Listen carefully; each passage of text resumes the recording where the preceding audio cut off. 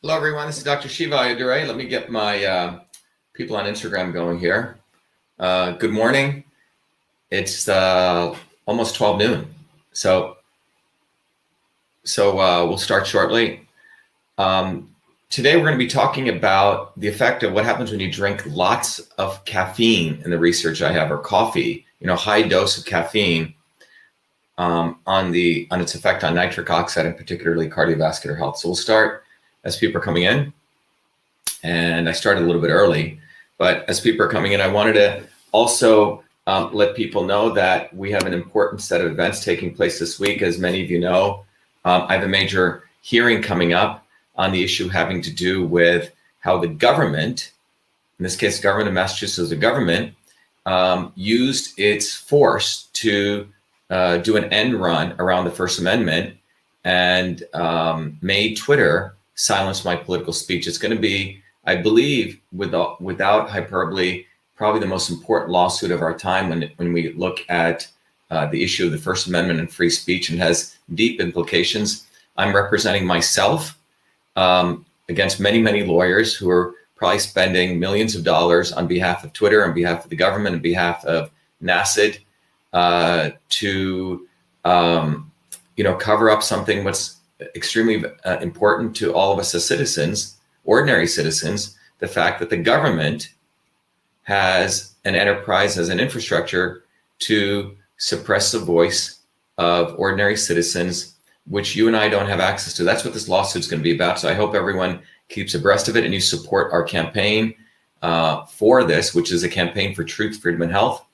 And the important thing to understand is that I'm representing myself in federal court, and I hope it inspires people to recognize that all of us should become active citizens, that there's a lot that we can do on our own, that the need that we think for needing high paid lawyers and all this stuff is something that is frankly not true. It's something that the establishment wants us to do, so we give up our own internal sense of what we can do on our own. So that's what's going to be happening on May 20th. But today, I want to take a systems approach. And it's interesting, the law, as I'm realizing, I'm not a lawyer, but I'm realizing it's fascinating when you actually apply it from a systems approach, that the law itself is an evolving organism.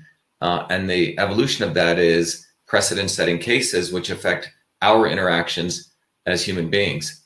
And you can take that same systems approach to understand everything in the universe. Many of you know every week, every Monday evenings, I teach a live course to train everyone on this fascinating area of system science. To me, the area of system science is really the knowledge of our time, so everyone can understand the science of everything, to understand how systems work inside your body, how systems work in the law, how systems work in political systems. And without that knowledge, it's almost as though people are at like sort of a kindergarten level of discussing politics. So my intention is to provide an enabling capability so everyone raises their consciousness.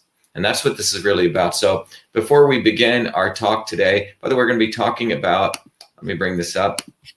Today, our talk is going to be about caffeine and its effects on cardiovascular health. That's what we're going to be talking about today. And I think you're going to enjoy this because caffeine, there's a lot of controversy around coffee and caffeine. Many topics, when you really take a scientific approach, have multifaceted. They're not just left or right. And caffeine is one of those. And that's one of the things, that's why it's important to take a systems approach. So before I go into that, I want to play a little video for you, to all of those of you who are new, to really share with you the approach that I take in my journey to actually a systems approach. And I hope it inspires you to understand sort of the background of where all of this comes from. So just listen to this video. Welcome to VA Shiva. VA Shiva is a product of my journey across East and West, science and tradition, ancient and modern, that brings you the science of systems so you can become a force for truth, freedom, health. VA Shiva is a platform of revolutionary education, community building, and weaponry for unleashing local activism. My journey to VA Shiva begins in the chaos of Bombay, where I experienced diverse religions, languages, castes, and in a small village that had no running water, no electricity, where my grandmother, a poor village farmer, practiced Siddha, an ancient system of Indian medicine over 10,000 years old. She observed one's face, the art of Samudrika Lakshanam, to understand a body's unique constitution, allowing her to deliver the right medicine for the right person at the right time. Watching my grandmother heal others, I was inspired to study medicine, but I was also aware of the corrupt caste system of India, which denigrated a human being, where my family were considered low-caste untouchables, where one's birth determined one's destiny. The grit and determination of my mother and father led them to get educated and to come to America, a 1 in a trillion event. Their actions inspired me to work hard and excel. While in 9th grade, I attended New York University in a computer science program, and subsequently, at the age of 14, was given a full-time job as a research fellow at what is now known as Rutgers Medical School in the heart of Newark, New Jersey. There I investigated the system of sleep using mathematics, computer science, and biology for sudden infant death syndrome. It was there in Newark where I invented email, when I was the first to convert every feature of the physical, paper-based interoffice mail system, including inbox, outbox, memo, carbon copy, blind carbon copy, attachments, into its electronic equivalent, a system which I named email, a term that I was the first to coin. On August 30th, 1982, I was awarded the first U.S. copyright for the invention of this system, recognizing me as the inventor of email. At that time, copyright was the only way to protect software inventions. I went on to MIT, where I earned 4 degrees across multiple systems of engineering: electrical, mechanical, design, biological. That training led me to invent many other systems for advancing humankind. EchoMail, the world's first intelligent email management system. Cytosolve, a computational biology system for eliminating animal testing to discover new medicines faster, cheaper, and safer. And to the creation of a whole systems methodology for certifying clean food. These innovations led me back on a Fulbright to India, where I discovered the missing link between Eastern medicine and Western systems theory, honoring my grandmother, to develop Your Body, Your System, a powerful tool that will help you understand how your body is a system and how the inputs of food, supplements, and exercise bring your body back to its natural system state. And Systems Health, an integrative educational discipline that is now integrated into the VA Shiva platform that will enable you to learn the science of systems, the science of everything, be it your body as a system or our society and politics as a system, to reveal the foundational interrelationships between truth, freedom, health. Now is a time for you to be the light, learn the science of systems, build community, and weaponize yourself to unleash the activism necessary to deliver truth, freedom, health in your local community. Welcome to VA Shiva.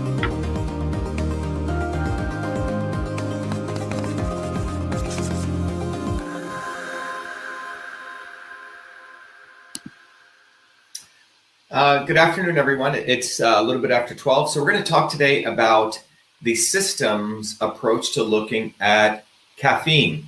Coffee. Caffeine, by the way, is not only in coffee, it's in tea, it's in a bunch of substances, and its effect on the cardiovascular system, particularly nitric oxide. Now, one of the things that I think everyone needs to understand is, the research on coffee or caffeine, frankly, let me just adjust this, is there's a lot of controversy because the conditions in which they've done, as we started to look at the literature, coffee is frankly was done in any consistency. So what we're doing with our work at Cytosolve is to really hone in on different aspects. And we may actually have to do a number of videos on coffee or caffeine in particular. So what we're going to look at today is what happens when you consume different dosages of caffeine, looking at, 1 cup of coffee over, and we're doing it over a 24-hour period, the way we did these simulations with Cytosolve, or 4 cups of coffee over a 24-hour period, where you do like 40 cups over a 24-hour period. And what you find is dosaging matters. And this is something that I don't think we appreciate enough. What typically happens is that whenever people look at, is this good or bad for you? It's about the right amount, right? It's how much is consumed. And this is something extremely important that we need to understand. Dosaging matters, the amount that matters, because fundamentally everyone's a unique human being. And the nature of you is a function of genetics. It's a function of your epigenetics. It's a function of the stressors and the conditions you live under, right? And those three things make you. So it's from a systems approach, you recognize it's not just, oh, is this good or bad? Is this pro or anti? And that's one of the things that I want all of you to get away from. And part of that elevation of consciousness is to take a systems approach. That's why we've created the platform at Be-A-Shiva, which I'll talk about more, which is really a platform for truth, freedom, and health. But it's a platform to educate you on the science of systems, to give you a community independent of big tech, where you can interact with people. And then finally, where you can, take this knowledge into activism. But you have to move beyond this left, right, pro, anti narrative. And I think coffee is a good example of it because it's actually a lot more complex. So initially I was only going to do one video, and I realized that when you really start looking at caffeine, that it's there's many factors here. So today we're going to look at what happens when you give lots or when you look at the dosaging of caffeine over periods of time, okay? And as a part of doing this, we're going to go back and review the cardiovascular system. We're going to go and look at the nitric oxide system. And we're going to share with you, good morning to you also, what happens when you give different dosages from the data that we have. So let's let me remove this video from here. And let me bring up our PowerPoint, okay? So let's go right to here. We'll bring it up here so everyone can see that. Okay, good. So people on Instagram, I think, can see it too. There we go. A little smaller. Okay. There we go. Okay. So let's look at this. So again, those of you want to know more about Be-A-Shiva and the platform, go to beashiva.com. There's a website. You can go to the dashboard. You can go to log in. But let's really look at coffee here. So let's begin by, first of all, we want to look at what is caffeine. So I'm talking about coffee and caffeine. I should be very specific. We're really looking at, in this case, we're actually looking at caffeine to be specific, okay? And then we're going to look at the biological functions of caffeine's effects, the health benefits, and the effects on cardiovascular system, and then what the clinical evidence says on dosaging. So on the left side, you actually see the molecule of caffeine. You notice it has a lot of nitrogens in it. Okay, a lot of nitrogens and one double bonded oxygen here. It's got a pentagonal ring structure and a hexagonal ring structure here. So it's an interesting molecule, but you can't ignore a lot of these nitrogens here. And it's the most widely taken psychoactive stimulant globally. So it is a stimulant, and it's the most widely taken psychoactive stimulant on the planet. It is also a natural pesticide, which is interesting. And it's naturally found in more than 60 plants. So caffeine doesn't only occur in coffee, it occurs in coffee beans, cacao, which is chocolate, cola nuts, guarana berries, tea leaves, yerba mate. So you can see there's more than 60 plants, and here are some of them. Yerba mate, something that when I was in Argentina and South America, it's a drink. Tea leaves, but it's in a number of different substances. So just think a little more broadly when you think about caffeine. It's not just coffee; it occurs in many different plants. Over 35,000 research articles have been done on caffeine. Nearly, as you can see, over 1,600 clinical trials over a period of 55 years. So a lot of research has really kicked in on coffee over the last 50 years. All right, you can see this graph here on the bottom, how much of that research has been happening. But a lot of articles. We did when we looked at arginine and cardiovascular health, that had close to 130,000. Tremendous amount of work, but caffeine's up there, 35,000 articles. So how do you go about finding what's really going on? So as many of you know, I like to take a systems approach. So how do you take all of these articles and figure out what's going on? So for my PhD work, as many of you know, many years ago at MIT, I created a platform. It was a technology called CytoSolve, where we could really look at, instead of cherry picking, which is a non-systems approach, we can look at it systematically, look at what the known research is, organize that literature, as I'll share with you here, using the CytoSolve methodology. And we can, so CytoSolve is our platform. It's really a platform for discovery, and we can do it faster, cheaper, and safer. But we can take all that knowledge, and I'll shortly play you a video for those of you interested in what CytoSolve is. We can organize it, and then we can look at a particular molecular area. So what we're doing with CytoSolve is we're literally looking at the particulars of a ingredient, in this case caffeine, and how it affects the complexity of a molecular system. And the molecular system we're going to look at is nitric oxide, as we've talked about, the release of nitric oxide, because nitric oxide is an important biomarker, which means an indicator of cardiovascular health. It supports vasodilation, lowers blood pressure. It was the core of the discovery of Viagra, for example. So that's why we're going to look at the effects of nitric oxide on that. So CytoSolve really helps us do this. It organized it, and CytoSolve came from recognizing the entire pharmaceutical model of developing a drug, which is a single molecule drug. Typically, they test it in the test tube, and then they test it on animals. This is a research process of finding out something works or not, and then you go to human trials. This can take up to 13 years, $5 billion.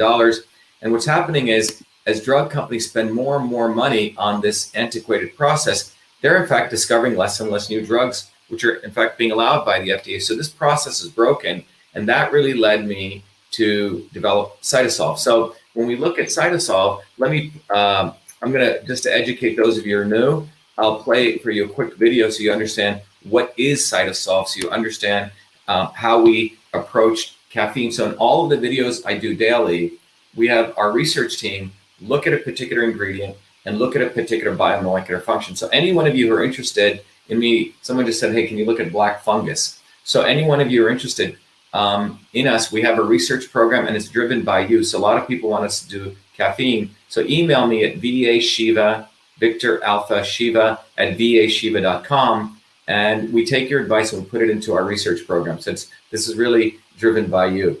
So let me play you a quick video so you understand what CytoSolve is, so you can appreciate it, and you may come up with your own ideas.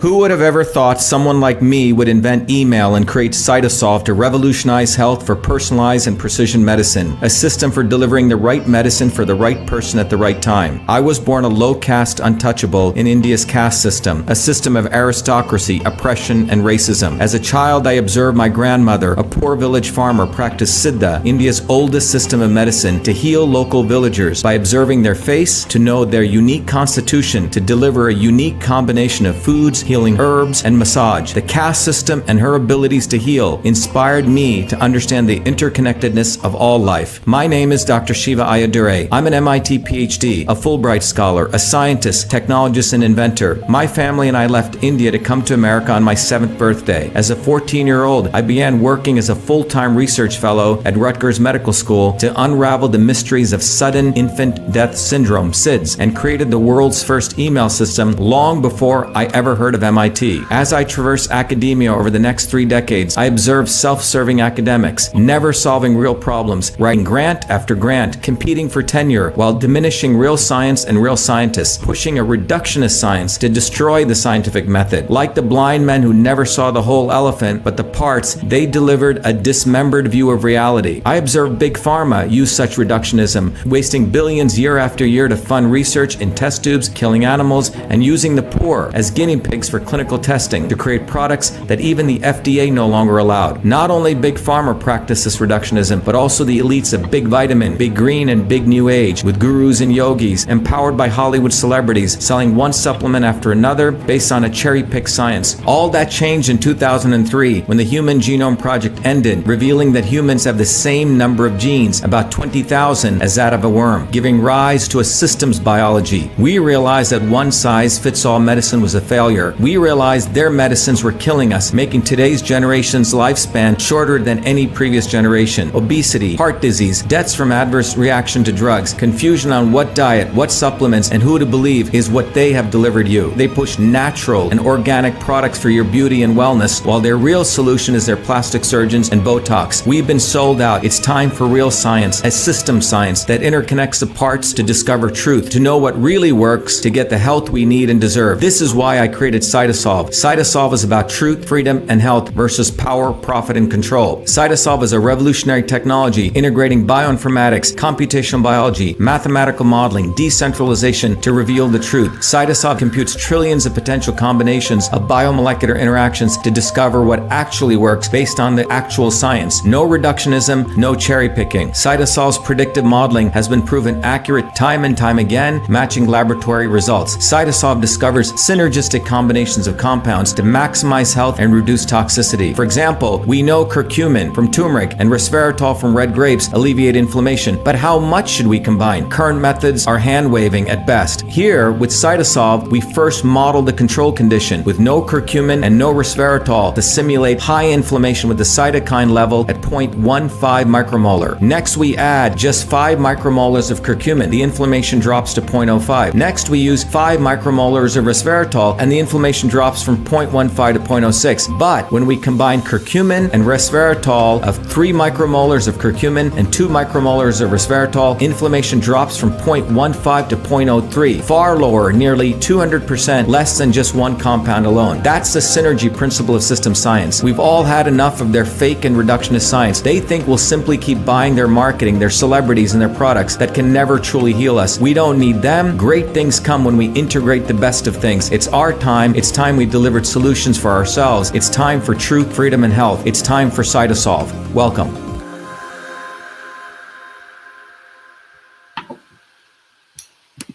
All right, so I hope that gives you a background on Cytosolve. I like to give that because that's the approach that we take. It's an approach that takes a systems approach. So let me now, we've applied that systems approach here to understand how caffeine in particular works. So, and by the way, those of you, I've gotten a lot of emails.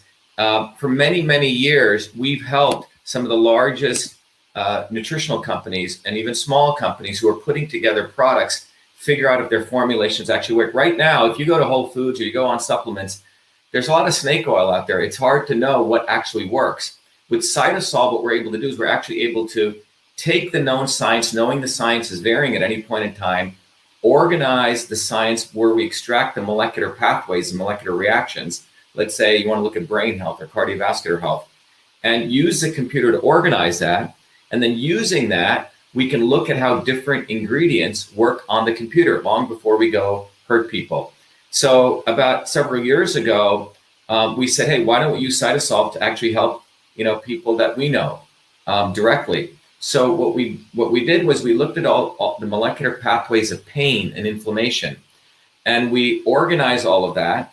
And then we looked at all different kinds of natural ingredients, and we found a combination of ingredients that appeared to have a very powerful effect for reducing pain and discomfort, and swelling and discomfort. And it's exciting because it's the first time we've ever gone end to end by doing the research, doing the analysis, doing the computation, and then actually creating a product. It's called MV25. It's out there. We had initially some issues because of COVID getting the manufacturing done. So we have more supply now coming. I know some of you are pre-ordering. So just briefly, what MV25 is, it's a very interesting product where you can notice that the branding it's not a celebrity brand, it's a branding of a scientist, myself, from a system standpoint. And we've used the equation in math and physics called momentum, mass times velocity. It's momentum to move.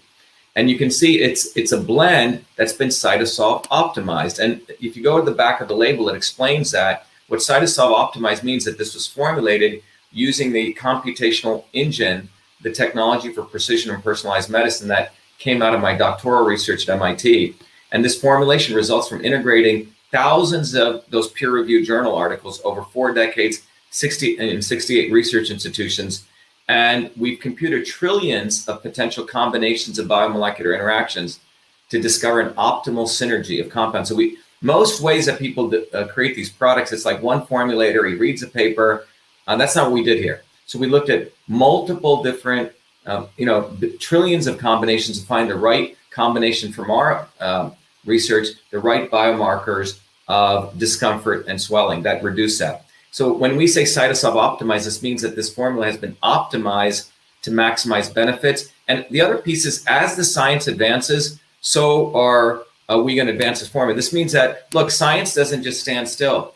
As science progresses, we have to be willing to also change. We can't just say, oh, this is the best formula. So as new science comes, CytoSolve will keep rerunning those computations. So that's the promise that we're making in this very revolutionary approach. So, and by the way, it's certified clean, it's GMP, and it's made in the US. So if you want to go find it, you can go right up on the DrShiva.com website. You can click on shop and you can find it right up there. So take time to do that. So, and by the way, what we're doing is, we're creating this platform and movement. So when you get MV25, you're actually experiencing something for yourself, but those proceeds actually go to support our platform, the servers we buy, the hardware, everything, so we can continue to do this. So when we look at caffeine now, from that CytoSolve approach, what do we find? So what we find is that it's, in many ways, it's a drug. You have to look at caffeine as really a medicine. It's a plant-derived trimethylxanthine alkaloid. So alkaloids are very, very powerful substances in plant alkaloids, as you'll find. Just type in the word alkaloid if you want to Google it, and you'll see these substances are very powerful, like yohimbine, typically ends with INE, okay? Xanthine, citrulline, okay? And these are plant alkaloids, can have psychoactive effects. So caffeine is a psychoactive, and as you can see here, it's a trimethyl. It's a trimethyl xanthine alkaloid, and the average dietary caffeine consumption in the U.S. adults is around 200 milligrams per day. Okay, so the average dietary consumption in the U.S. adults, people essentially, it's like you taking 200 milligrams of caffeine. And the half-life in adults is 3 to 7 hours. What does half-life mean?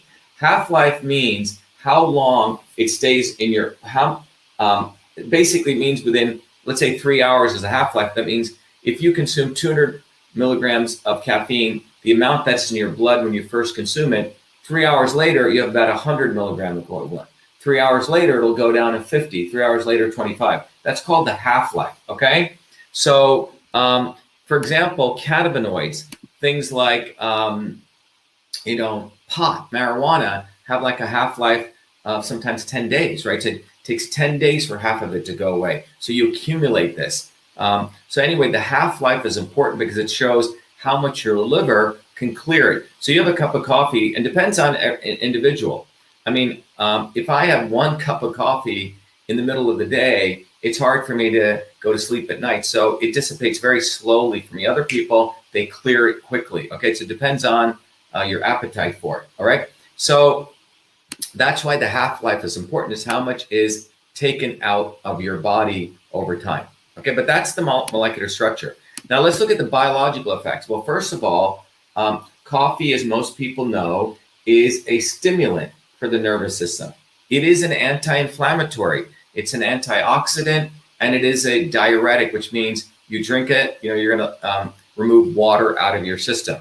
But it's a stimulant for the central nervous system, but it also has these other properties. Again, this is what we know based on the known research to date. It could have other things. Again, this is based on the known science across those 35,000 papers. What are the health benefits? It's got a number of health benefits. I'm sure most people know it makes you more alert. It increases your energy. It has anti-carcinogenic effects, anti-cancer, anti-neurodegenerative disease, Alzheimer's disease, and Parkinson's. It also improves your physical endurance and recovery. It reduces fatigue, improves focus, and does support weight loss, okay? Someone said, is a half-life dependent on consumption rate? Yes. So obviously, if you consume 1 cup today, right now, 3 hours later, you're going to have the equivalent of half a cup in your system. Now, if you hit yourself with another cup of coffee, you prolonged that effect in terms of that half-life, which means you have more in your system, right? So that makes sense. All right, so those are health benefits. Now, the adverse effects, which are also documented in the literature and the sciences, can get you very anxious. It can get you restless. It can cause blurred vision, insomnia, muscle twitches or tremors, elevated or irregular heart rate, and elevated blood pressure. Now, when you look at this, I just want to emphasize that this is, again, everyone's a unique person. There's some people who drink a lot of coffee and they seem absolutely fine, right? Their systems may be different. This research is based on sort of the norm that's coming out from those papers. So when we look at, by the way, the body from a systems Eastern approach, the anxiety and restlessness is called the Vata aspect. And I teach this in our course. Those of you who look at Ayurveda, other Eastern systems of medicine, some people already are very wired people. Obviously, if they take lots of coffee, it's going to wire them even more, right? So it depends on your body type. So that's important to remember. Not one size does not fit all. Again, that's what a systems approach teaches us. Everything I'm sharing with you has to be put in the context of you as a unique system, all right? So now when we look at the cardiovascular system, as I've shared before, again, some of you who didn't see the previous videos, we did a video yesterday on nattokinase, which is fermented soy, on how that affects the cardiovascular system. We talked about how nattokinase has this very powerful effect on breaking up blood clots. It's in fermented soy. It's not in all soy, but in fermented soy, there's the ingredient nattokinase. We talked about arginine 3 days ago and how arginine actually, in the presence of shear flow, your body will release nitric oxide. But the quick background in order to understand caffeine is we have to recognize how the cardiovascular system works. Well, look, you have two sides of your heart and you have the top and bottom. The top of the heart is called the atrium, the left and right atrium, and the bottom of the heart is called the ventricles. Now, on your left atrium is where blood is coming in, which is the top left side of your heart. Fresh blood comes in, okay?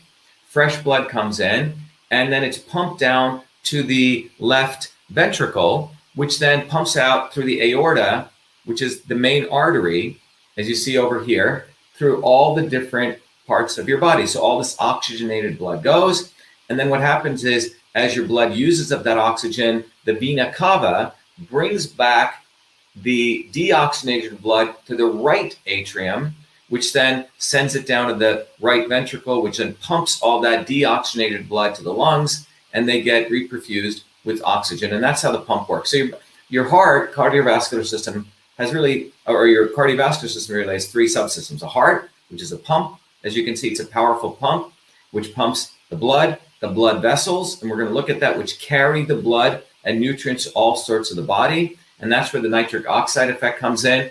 And then you have the actual blood, right? Which is the transport, which is like the little cars, which are transporting oxygen. But the blood also has two parts, the blood cells, the red blood cells, and the plasma. The plasma supports your immune system, and the red blood cell supports your respiratory, the oxygenation system. So when you exercise, when you move that blood, you're enhancing the immune system. That's why coffee moves, right? Coffee has a transport, increases transport. So that's why it has an anti-inflammatory effect. But coffee also, increases, as we'll talk about, blood pressure also, right? And it has a certain effect on that because you're moving more blood through your system, all right?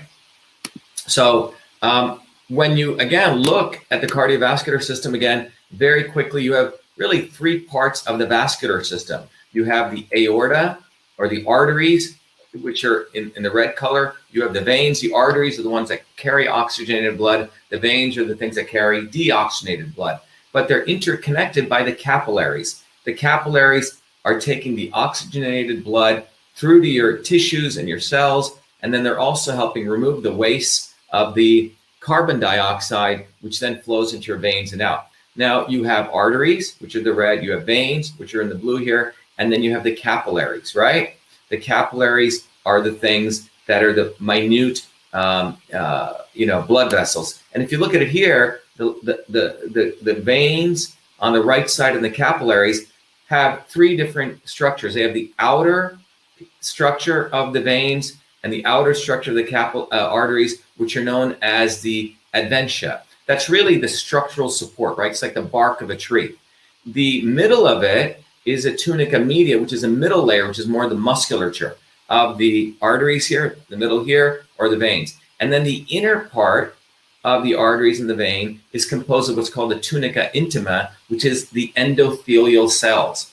Endothelial cells. However, the capillaries only contain really only the tunica intima, right? Which are really only the endothelial cells. So capillaries, which are the fine blood vessels, are composed of endothelial cells, but the arteries and the veins contain 3 different types of structures. All right. Now, when you look at nitric oxide is extremely important to understand. Many years ago, I think Time Magazine had this big article saying how nitric oxide is a molecule of the century, because what nitric oxide is important for, it dilates. It's important in the dilation of your vessels, okay, which affects blood pressure, hypertension, etc. So when you exercise, for example, blood starts flowing through your arteries and your veins and your capillaries. Remember, the capillaries are composed of these things called endothelial. So when the blood flows over the endothelial, our research with Cytosolve and MIT and a bunch of other institutions showed that your body will release nitric oxide, okay? So exercise is very valuable. In the presence of arginine, your body will release nitric oxide, okay? So let me show that here in this slide here.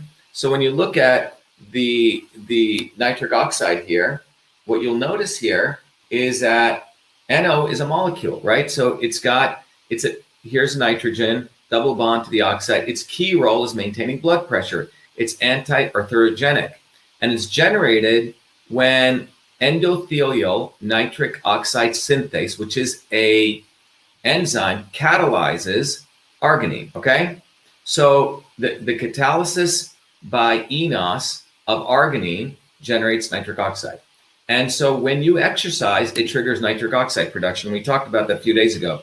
So here's your capillaries, and the inner surface of those capillaries has a endothelial cell. So when you exercise, blood starts rushing through these capillaries, and in the presence of arginine, this enzyme enos will create nitric oxide as well as L-citrulline, and this causes vasodilation. So NO production, by the way, I need to, NO production, this is not NO, it's not no production, it's NO, sorry about that, I keep making that mistake. NO production leads to vasodilation and maintenance of blood pressure, okay? So we, at Cytosolve, when I was building this at MIT, we did work between MIT, Brigham and Women's Hospital, Harvard, and King's College, and we did some very interesting work looking at what happens when you move blood through your arteries. So here's arterial flow, and it's almost like we're gonna take a microscope and we're gonna look deep into the surface of the capillary. And what do you have? You have these little endothelial cells. This is one cell. And on the cell surface, right over here, if you can see, is a very interesting structure. It looks like a Christmas tree right on the right side here. So when blood flows over these endothelial, this Christmas tree starts shaking. It's quite amazing.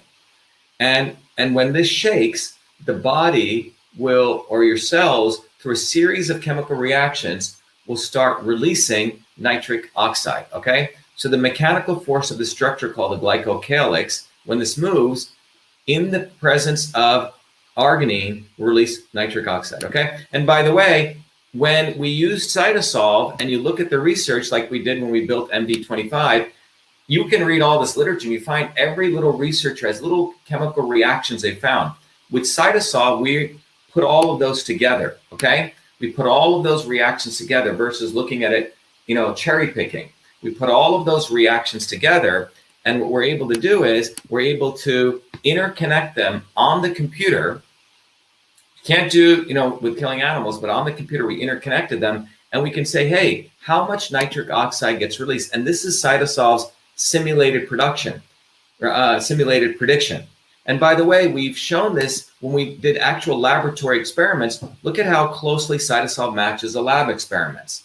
And same here when we looked at how much protein is released. So what I'm sharing with you here is a black line represents our predictions, and the dots here represent Andrew Ku's work at Harvard and MIT, showing how much is actually released, measured. So this was published, by the way, in one of the leading journals in the world, Cell's Biophysical Journal.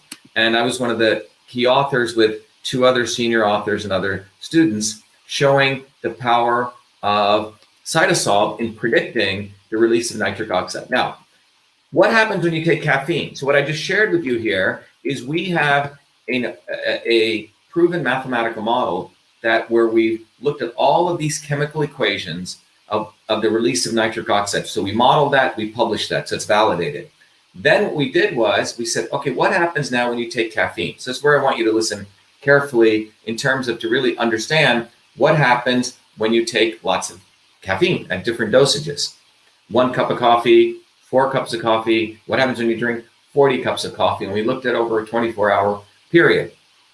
Okay, so let's look at that, right? So what happens when you do that? So we have our model that we built with cytosol. And what we did was we said, okay, what happens when you just take 1 cup of coffee? And let's assume you're sipping this over a 24-hour period. So the y-axis is nitric oxide, okay? And the x-axis is how much of that caffeine ends up in your blood, and it's micromolar amounts, okay? How much ends up in your, at the cell surface. So we're looking at about 10 micromolars is what ends up, right? That's what 10 micromolar. So just to be clear, what we're simulating here using this proven cytosol model is you have a cell, and how much after you drink a cup of coffee, right, over that 24-hour period, how much actually after you've digested it, gone through your bloodstream, ends up at the cell surface. That's what we're modeling here. And we're looking at what's called 10 micromolar, which means 10 to the minus 6 moles of caffeine per liter. Okay, that's what's called a micromolar, all right? Someone said, is this a repeat presentation? No, this is a new presentation of caffeine relative to the cardiovascular health. So what we're seeing here is the amount of coffee consumption, right? So 1 cup of coffee over 24 hours. So you can see your nitric oxide level drops. It was at 100%, so it drops down around, 85%, okay? If 90 is here, right, this is about 85 to 88%. So the key takeaway is you drink 1 cup of coffee, remember, coffee lasts over, let's say, an 8-hour period, but we've extended it to be conservative. It will lower your nitric oxide levels, okay? Nitric oxide is important for vasodilation. So that's what this result shows. Now, let's look at what happens if you drink 4 cups of coffee. Well, when you drink 4 cups of coffee, you increase the level of caffeine in your blood plasma to 48 micromolar. And you can see right here, if this is around 70, you're at around 78, close to 80, but you've reduced your nitric oxide production rate down from 100% to 78%. It's not that bad, but your NO levels are low, okay? So the takeaway there is you now assume you're drinking 4 cups of coffee over a 24-hour period, your nitric oxide level will go down. Remember, nitric oxide is important, again, for cardiovascular health. So you brought it down, all right? Now what we did was there are supplements that bodybuilders take or people who want to stay awake take that are like the equivalent of 40 cups of coffee, where some people take a shot of this, all right? And so what happens when you take something like that? And what you see here is that when you take these caffeine supplements, which are the equivalent of 40 cups of coffee over 24 hours, you can see that your NO level drops down to 60%, okay, from 100 to 60%. Now, this is for a normal individual, okay? There are people who have cardiovascular issues, hypertension. Tomorrow, I will do a video where we look at what happens when you take arginine and caffeine together. That's with the cytosol analysis at different levels of hypertension. And you can see some people's NO levels will go down even to 40%. What we're looking at here is a normal individual. Someone says, what is a vasodilator? Vasodilator relaxes your vasculature, relaxes your blood vessels, okay? That's what a vasodilator is, okay?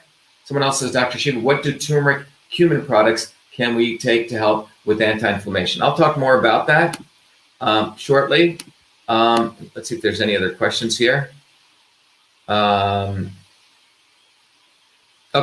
we'll come back to the people are asking, is decaf okay? What about coffee and the pituitary pineal? Yeah, a lot of great questions. Today we're looking at coffee on the cardiovascular system. But the key takeaway from here is what you can see is as you take lots of coffee, particularly caffeine, in this case, in a short period of time, it will significantly reduce your NO production, okay? So the issue again is dosaging. It's not about saying it's good or bad, right? but if you take a lot of caffeine in one shot, it's going to lower your NO production. And that is not good for cardiovascular health. And, the way you can increase that, we'll talk about, is taking arginine, okay?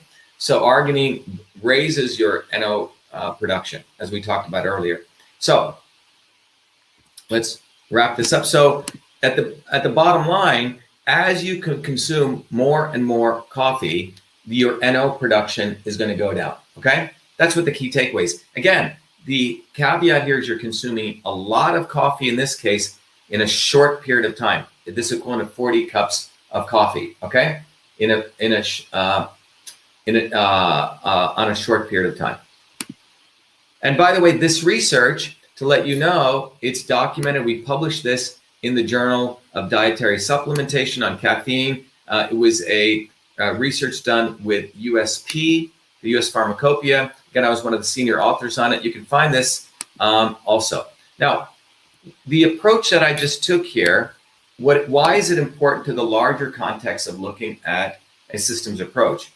Is what we just went through here is we looked at caffeine, which is an ingredient in coffee. Caffeine levels vary, for example, in tea, in yerba mate, and depending on the grade of coffee you get, depending on the processing. But we looked at the fact that if you take lots of coffee or lots of caffeine in a short period of time, it is going to affect a system in your body called the production of nitric oxide. It's going to lower that nitric oxide production, which is going to lower your ability for vasodilation. All right. Now, the reason I wanted to share this approach with you is that when you look at this systems approach, you can recognize we also need to take a systems approach to looking at everything in the world. So when I do these analysis using cytosol, we're going down to the molecular systems level. So it's not coffee is bad or good. We're looking at the fact, how much are you taking it in a short period of time, or how much of caffeine are you consuming and your particular health conditions. But when we apply the same systems approach, we want to recognize that, for example, politically, there are people who, when they look at, how do we change the world? Some people just focus on science. Hey, let's do better science. Let's do innovation. That's a search for truth. Again, that's just one piece of it. Now, other people just focus on freedom. Hey, we just need to get the First Amendment, the Second Amendment. And you have those well-meaning people. And other people are out there just focusing on health, right? I'm talking about the larger system of helping all of us. So people are just essentially in one of these worlds, okay? Either health, people doing yoga, eating well, or people fighting for their First Amendment, Second Amendment rights, or people fighting for truth. My view is we need to intersect truth, freedom, and health if we want to take a systems approach to understanding the world around us. We have to fight for freedom, because that's how we can do great science and get to truth. With truth, we can find out what's health, what's right for our body.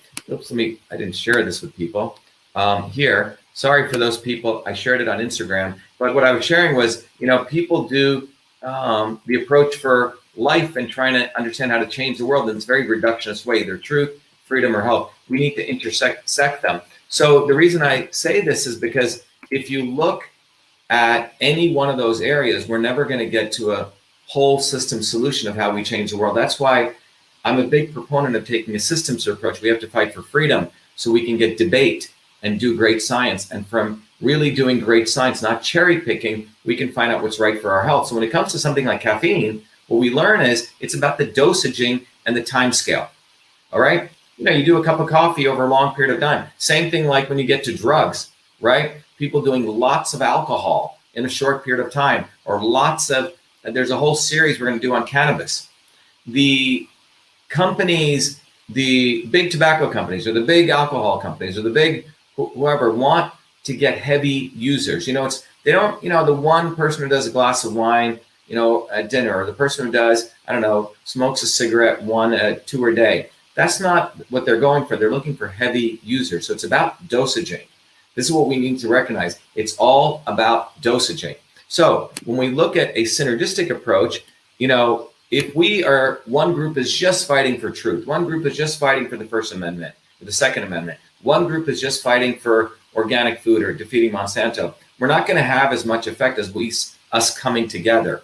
So that's what the basis of our movement, your movement for truth, freedom, and health is. And I want to Before I have some more stuff I want to finish up on caffeine, but before I do that, I want to just play this next video for you, so all of you understand that I want to encourage all of you for your own consciousness to raise your consciousness to understand the intersection of truth, freedom, and health, and to become a warrior scholar in the program we've set up for truth, freedom, and health. So let me just play that video as the video that really shares with you why we need to build a movement for truth, freedom, and health. Allowed our country to be taken over from within, and the end goal is you will have a homogenized world where we will become slaves, because there is a condition among the elites that really thinks they're better than you, deep down inside them, that you don't deserve the freedoms you have.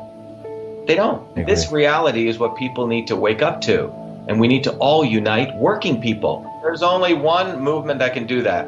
And that is the movement that we started creating here in Massachusetts, the movement for truth, freedom, and health. Look, I've been a student of politics since I was a 4-year-old kid, studying revolutionary movements, left wing, right wing. There's a physics, there's a nuclear science to destroying the establishment. To build a bridge, you need to understand Newton's equation. You need to understand the laws of gravity. You need to understand Poisson's ratio. There is a way to build a revolution, and that's why I put this together. My goal is to train an army of truth, freedom, and health leaders.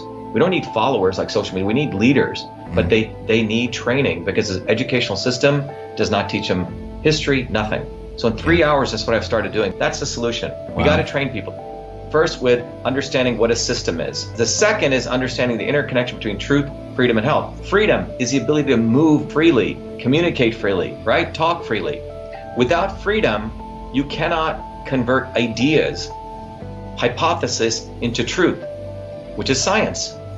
And without freedom, you can't really get to truth. And without truth, you make up fake problems and fake solutions, which means you destroy our health. And without health, which is the infrastructure of us and our body, you can't fight for freedom. Third concept is it has to be bottoms up. Working people, people who work uniting. And what the right wing has done is whenever you say working people unite, that must be communist. Meanwhile, they've let the Democrats run unions, which suppress workers, completely corrupt. But when you look at the arc of American history, it's been when working people came up. We need to go local. Every solution I'm coming up with as a part of this movement, we're giving the science, which is the truth, and then we tell people what they can do on the ground. Like with election fraud, you don't need to wait for some lawyer. Our goal is to train people, Dave, to go local, to go local, to go local, fight locally. Forget lawyers, forget politicians, forget celebrities. You got to learn politics, and there is a science to it. They lock us down, we should be ready to shut them down. And the fourth part of this principle is a not so obvious establishment. So when you look at a system, there's always something that disturbs you from getting to your goal. Well, the biggest disturbance is a not so obvious establishment, which are those people who claim they're for you, on the left and the right. The Al Sharptons who tell black people I'm for you. The Tucker Carlsons. Do you think any true anti-establishment person will ever be on Fox or CNN? I don't think so. They both mislead working people back into the establishment. Without this solid understanding of political physics and theory, you're screwed. You're going to follow on the left wing, Bernie Sanders. Oh, he said something. Or Robert Kennedy. Scumbags. Or you're going to follow, some right-wing talk show host. They're not going to lead us to liberation. It's us. And that political physics, it's a nuclear science of change. Bottoms up. We have to organize to understand that there is people who talk a good game and then look at what they actually do, left and right. I'm sorry, Sean Hannity may say some good things, but I don't see the urgency in his voice to get something done, and it can only come when you weaponize yourself with the right knowledge. You need to be able to identify a rat. Christ didn't go after the Romans, right? It was the Pharisees and the Sadducees who screwed him up. His own quote-unquote people. And that's where we're at. So these four concepts I've built into a curriculum. People can go to BASHIVA.com, and it's an educational program. We need to train people in political theory. You need to have physics, and I've created that curriculum. People need to get educated. We need to get educated fast. And within a half an hour, I can teach people. 2 years of MIT control systems, I teach people those concepts. Then I apply it, anyone can understand it. And then you say, oh, I got to build a bottoms-up movement. They have to get politically astute, and then they have to go locally and act, not sit there on social media. They have to act locally, defy locally, do civil obedience locally, but with knowledge on how to build a movement. The Senate campaign's expanded to the Movement for Truth, Freedom, and Health, and they can find it on V as in Victor, A, Shiva, vashiva.com. So people can sign in, they can get access to a bunch of videos. If they want to take a course and become a Truth, Freedom, and Health leader, I offer a full scholarship there, but we want people to make a commitment that they'll study, that they'll get certified, that they'll go do activities on the ground. So go to VA Shiva, Victory America Shiva, vashiva.com.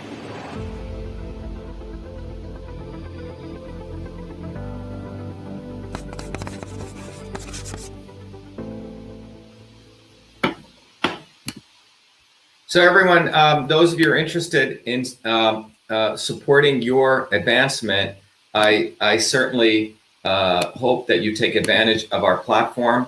And that platform is really an educational platform. Our goal is to have around 50,000 Truth, Freedom, and Health warriors by the end of this year, warrior scholars, because we're not going to be able to change the world unless people go from a kindergarten consciousness of looking at the world as Republicans and Democrats, which is really a nonsense way of looking at the world, or left and right.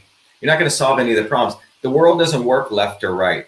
You know, whether gravity exists independent of left and right, how caffeine works in your body is independent of left and right. So a systems approach allows people to move beyond left and right. It's beyond rhetoric and it's beyond sort of good thinking. There's a science that you can use to understand how everything in the universe works.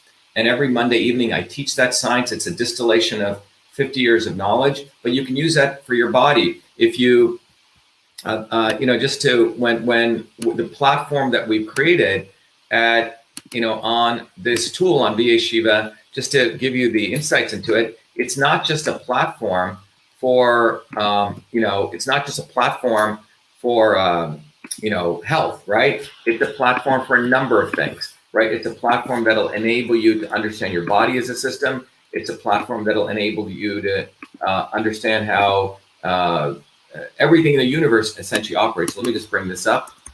Put something wrong here. I have to stop this here. Remove. Stop the screen. Let me go here. Let's see here. It's interesting. I'm having a little bit of difficulty here right after I played the video. 1 second, everyone. I'm just going to have to come back. I see what's going on. Let me just PowerPoint. I may have to force quit Microsoft. Sorry about this. And restart it again. All right, 1 second.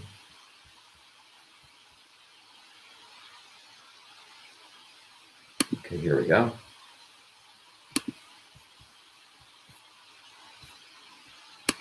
So, yeah, there we go. So what I was sharing was that those of you who are interested in the educational program, there's a bunch of capabilities that we built to really support your education across this, area of truth, freedom, and health. And if you log into vashiva.com/join, what you can do is you can take advantage of that. So let me just bring this up again. So vashiva.com/join, or you can simply go to truthfreedomhealth.com. Okay. So if we go to truthfreedomhealth.com, you will see that on the site, when you log in, we've created a whole bunch of features. There's education and goals to get educated or be enslaved. So as you go through this, you find out there's a whole range of tools that we have. First of all of you are going to learn in a very profound way what this diagram actually means. This is really the science of systems.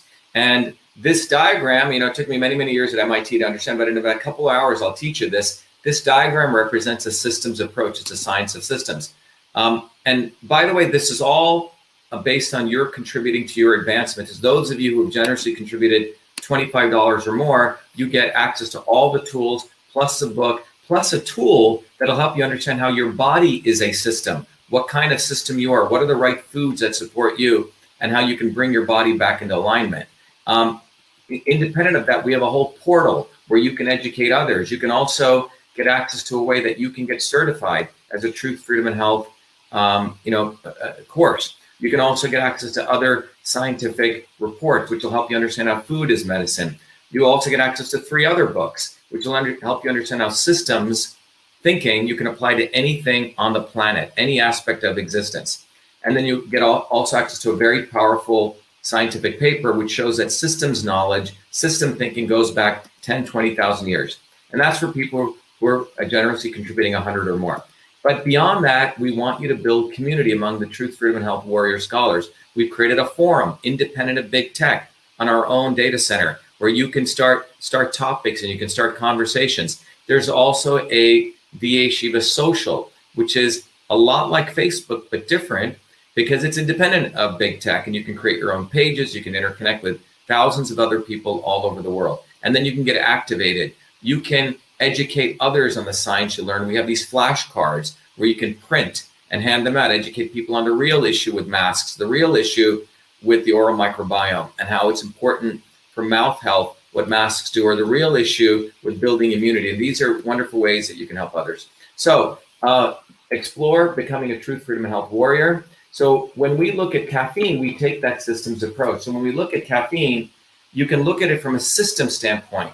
So for example, one of the tools that you get when you become a Truth, Freedom, and Health Warrior or supporter, you get this very powerful tool called Your Body, Your System, which helps you look at the body from an energetic standpoint, the movement of energy, which is transport, the T, the conversion of energy, conversion, C, and the storage of energy. And then you can answer a set of questions, self-analysis, and you can figure out what kind of system you are, which is that red dot in this triangular space. Then you can figure out through another set of questions where your body is today, which is that black dot. And then you can figure out how supplements and foods affect your body as a system to bring you back into where you should be, okay? And so please take advantage of that. Now, what does coffee do? Well, coffee increases transport motion in your body. In the Eastern system science, they call it increasing vata, transport. Coffee also increases conversion, right? You move faster, right? You start motion, all right? It's a diuretic, which means it increases the movement, the flow of, water, right? You drink a lot of coffee, you go to the bathroom a lot. And it also stabilizes kapha, which means storage. So that's what coffee does. Now, how much should you take, okay? So how much should you take?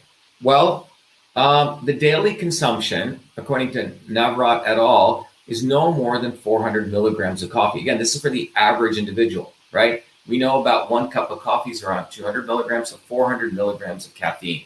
That's sort of seen as a consumption limit. For cognition improvement, about 150 milligrams per day, 150 milligrams. For headache, okay, so 300 to 500 milligrams per day. So that's what's known. Again, you should consult your doctor. This is not a medical show. This is essentially a distillation of what's out in the literature. So in closing, caffeine is really a double-edged sword. And I want people to really remember this. That's why the research on coffee is always, it's not left or right. Okay, it's not pro or anti. So this is what people have to remember. Everyone will write me in emails, coffee good or is it bad, right? Is caffeine good or bad? Again, you got to get away from this good, bad. It's about dosaging, and it's about based on your particular situation.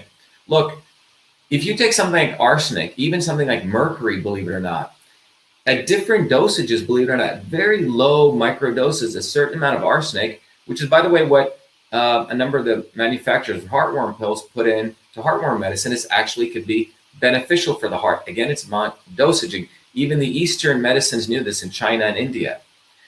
Same with mercury. Certain low dosages actually helps neurological function, but high dosage, it is a poison.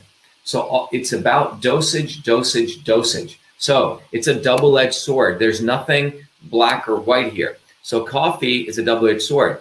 It may help with alertness, focus, energy, neurodegenerative disease. That's a positive. But it can also have adverse effects on hypertension, arrhythmia, anxiety, insomnia. That's what's true about a lot of these alkaloids, very powerful things in plants. And the cytosol systems biology analysis revealed that caffeine, as you increase the dosage, suppress NO production leading to hypertension. All right. So there you go. That is our analysis, our systems analysis on coffee. That took about an hour to do. And I hope this was valuable. But the key thing I want to recommend all of you to think is break away from this pro-anti, left, right, coffee's good or bad. That's what coffee really teaches us, or caffeine teaches us. If you get into that realm, you're going to get very confused. You're not going to make how to make decisions. You have to understand that food is medicine. Every action we take has an equal and opposite reaction based on the system that we're at. That is why it's important in 2021, in the century we live in right now, to learn the science of systems. You're going to raise your consciousness from a kindergarten level to like a PhD level by getting this knowledge. Our platform at Be Enslaved is a platform of public service where it's a platform to educate you so you become a scholar of system science. We've set up that framework. You can interact with other people on our own technology, independent of big tech, and then you can become an activist. You can apply this to your body. You can apply this to political issues. You can apply it to anything. So, and it's also a way that you support our growth. Someone said, does it feed the good microbiota? Good question. Caffeine is good before workout, but yes, Be Enslaved is right. Too much of anything is bad. Yeah. So look, you have to understand the art of life. Nothing is good or bad. It depends on where you're at. You know, Eskimos have to eat whale blubber, right? Well, that's what they do because of the conditions they're in. You don't, no one would go to an Eskimo, which some people try to do. Oh, everyone should eat salads all day. Well, you don't go to an Eskimo and say eat salads all day. They're going to die. Okay. They need to eat those fatty blubbers. It's a right medicine for the right person at the right time and the right amount. Okay. That's what system science teaches us, right? Someone just said, break away from the right-left system of unreality. The establishment wants you, as a way of controlling you, to take this left-right narrative. Because a left-right narrative, you can put you in a cookie cutter. You can control you, okay? Person A versus person B, Trump versus Bernie, left versus right, Democrat versus Republican. They're making all the money, guys, while you're attending like an audience member, watching them. Nothing gets solved this way. We have to take a systems approach. So anyway, I wish you all well. Tomorrow, I'll be looking at what happens when you combine arginine and caffeine together in your body, because one increases nitric oxide, one lowers nitric oxide. What happens when you put them together? And some people do that. All right. And so we'll be looking at that, and that's called a synergy. So anyway, thank you, everyone. Again, please support. This is your movement. Support, invest in your education. Become a Truth, Freedom, and Health warrior. Go to truthfreedomandhealth.com. Get educated or be enslaved. That's really the slogan here. Thank you, everyone. Be well.